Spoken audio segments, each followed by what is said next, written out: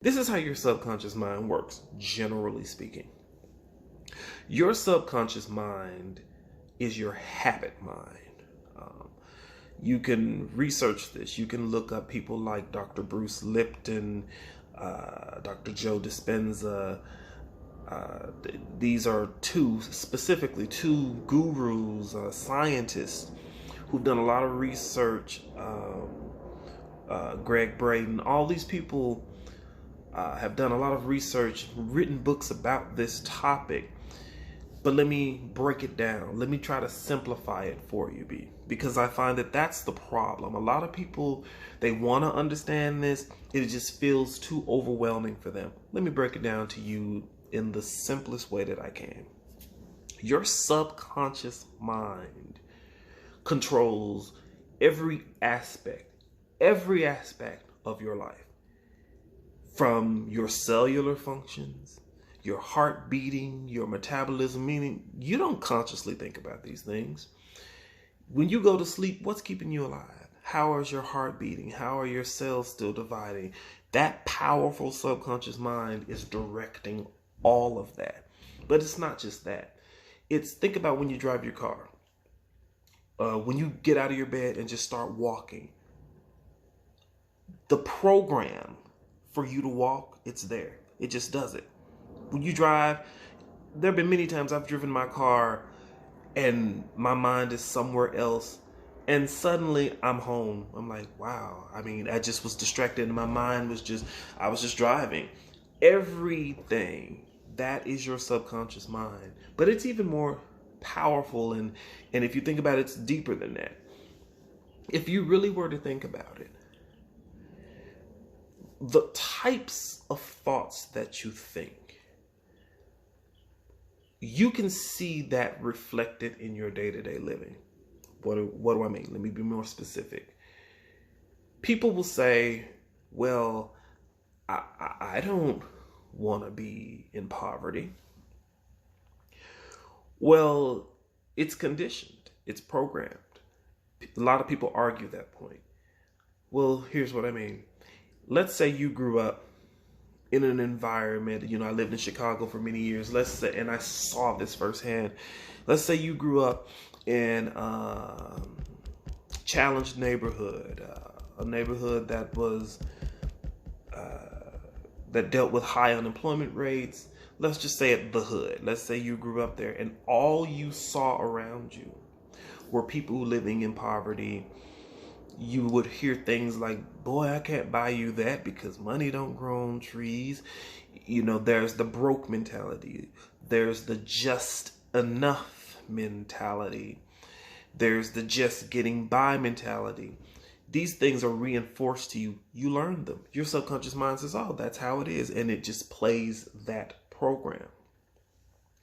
But the opposite is also true for the wealthy. When people grow up in wealthy families, it's a program. You don't hear things like, we're broke, we don't have it, there's not enough. There is not that scarcity mentality. There's the abundance mentality. There's I would even say the entitled mentality. There's a sense of, we're supposed to be blessed. We're supposed to be wealthy, even if they don't use those words. Think about it. If you grow up and you seeing everyone flourishing, you never see the inability to pay for something. You've never experienced poverty. You are programmed to be the opposite of poverty. You're programmed that way.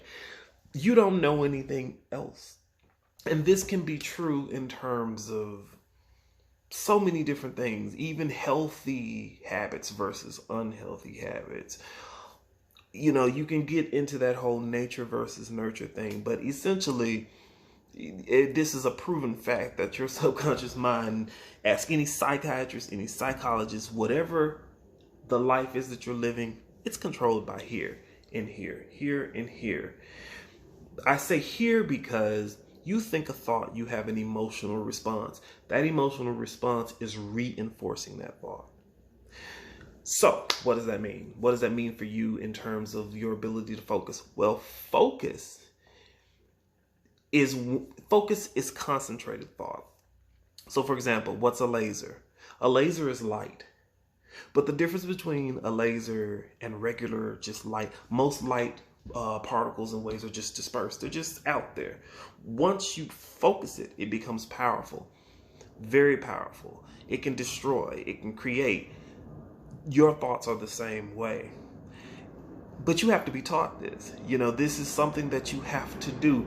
And your subconscious mind will fight you on it. That's why change is uncomfortable. Your habit mind, your subconscious mind, actually creates habits as a means of conserving energy, meaning it doesn't have to work harder. It just takes a program and it just plays it out. Your brain, your subconscious mind rather, wants to conserve that energy. It wants to keep things the same. That actually keeps you safe. That's how you're able to drive that car. And you can have other things happening around you, but your subconscious mind is keeping you safe because it has set that program in place. You can tie your shoes, you can walk, you can do all these things. It's to protect you. Now, when you want to do something different, let's say here's a good example. I went to the gym this morning. I didn't feel like it. But I sat and I lay there and I thought, but you have very specific goals that you want. I wanted to lay there. My mind said, no, lay here, lay here. Why? Because it's challenging certain habits that I have. You know, I used to work out very frequently, but I had a pause in moving and all of that. And so now I have to reestablish that habit. I have to be greater than my body. Your subconscious mind, like I said, keeps things the same. Your conscious mind has to take control and say, no, this is what we're going to do. Now, there are ways to do this. And definitely you have to be trained. You have to train your mind to do this. Your willpower is just not enough.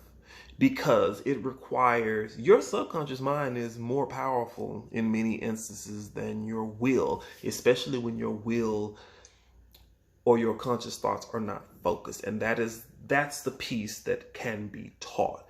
You can be taught how to take control of your subconscious mind. I always say rewrite that program. Once you rewrite that program, guess what? You don't have to worry about it. It's going to play itself out, but it requires focus. It requires you doing something that's uncomfortable. Change is uncomfortable.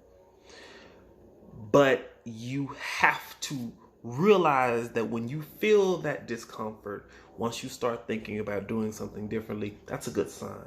That's telling you that your subconscious mind says, wait, we don't recognize that. We want to go back to the norm. That's part of what I want to do with Infinity Lifestyle Engineering.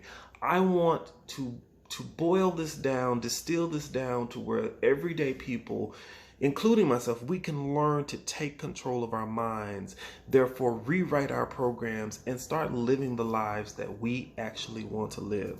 It's not easy. I'm not going to tell you that it's easy. It's difficult because you're fighting against something that is meant to protect you. It's meant to keep things the same. But the only way you're going to start living the life that you want to live and seeing the results that you want to see in different aspects of your life is first understanding how things work and then coming up with a system or a plan that allows you to be able to take control and to make those changes. So I'm just bringing this up to say that that's part of the goal that I have in creating Infinity Lifestyle Engineering. You know, our tagline is helping you engineer your best life, and it's helping you engineer your life. You have the control. Don't let your subconscious mind control you. Don't let outside influences control you. We're going to take this journey together as we learn how to take control and engineer our best life.